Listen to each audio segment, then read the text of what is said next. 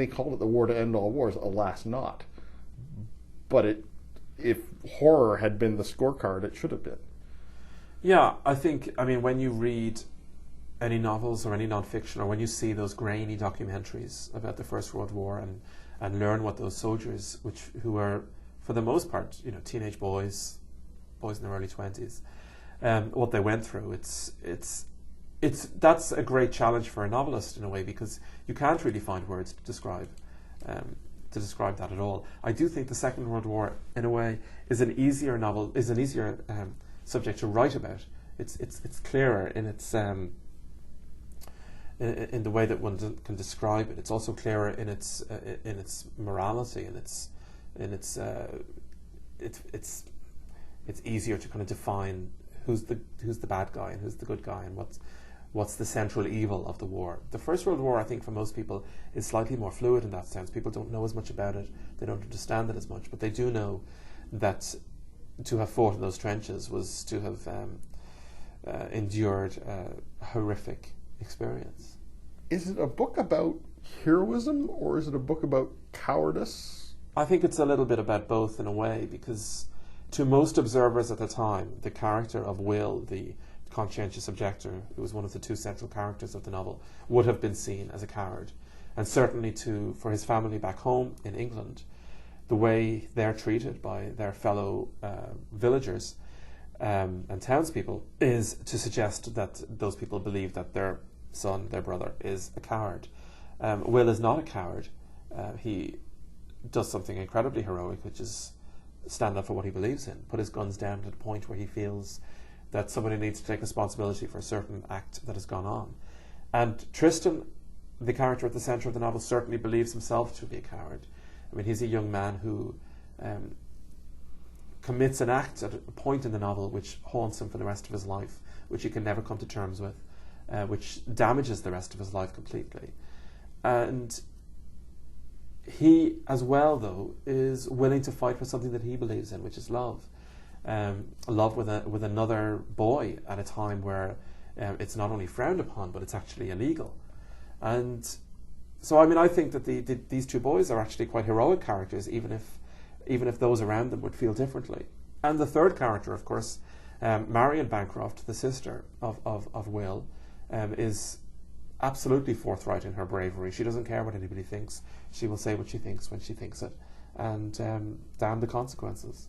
Tristan, the narrator, there were times I really liked him, and there are times I just despised him. I set out to make him a complicated character, a difficult character, somebody who struggles emotionally with his life and with his sense of right and wrong. And in that sense, he's probably no different than anybody else in the world today. I mean, we all struggle with those things. Tristan behaves well at times, he behaves badly at times, so do I. I didn't write him for the reader to either love or hate, or admire or despise. I wrote him to be real, that you would be ambivalent in your feeling towards him. You would be uncertain about how you're supposed to feel about him. He certainly commits acts which are heinous at times, and he commits acts which I think are terribly brave. He doesn't know what to do. He's a young boy who has no experience of life, of the world. He has no family. He has nobody to look up to, nobody to guide him in his journey. He's making it all up as he goes along, and he's doing his best. And if at times, because of that, he lets himself down, well, that's just life. The structure of the book, it's one day. Yeah, it's. It opens with Tristan in 1919, the year after the end of the war, travelling from London to Norwich to meet the sister of the boy to whom he was closest during the war, and who, as we learn in the opening pages, has been shot by his own side as a conscientious objector. And most of the novel takes place in Norwich, with Tristan and Marion simply walking the streets, sitting in coffee shops, talking to each other, while Tristan tries to unburden himself of the story of what took place there and of the great secret that he holds within himself. Now, for an Irish writer, to write a novel set in one day is is something of a challenge because, of course, it's been done before, and I was a little nervous about doing that. But I challenged myself to that because I've written a lot of novels which are quite epic in scope and which take place over a vast number of years. From my first novel, which takes place over 256 years, to the previous novel to this, which takes place over about 80 years.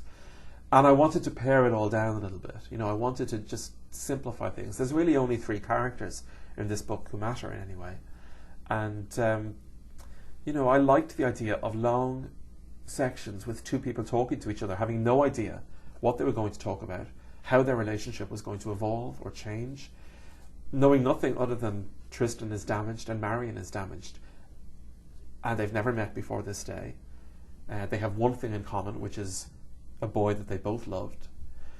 And what's going to happen? How is it going to develop from there? And I found that those sections very interesting sections to write, very challenging, very enjoyable at times, because Marion, particularly, her voice, she changes a lot as the story develops over that day. She's nervous at times, she's aggressive, she's warm, she's tender, she's suspicious, she's confused even at one point. She keeps muddling his name up. She does, yeah. She makes she doesn't know how to approach this young man. She is helping soldiers who have come back from the war, but she also hates those soldiers for what they've done to her brother. So she is a young woman who is completely confused and traumatized about her place in the world, and she's simply trying to muddle through like everybody else is. And I imagine there was a lot of young people in 1919, as I imagine there was a lot of young people in 1946 who were trying to muddle through and make sense of the experience of the last few years. The book is The Absolutist novel. I've been speaking with the author John Boyne and The Absolutist, published by Doubleday Canada.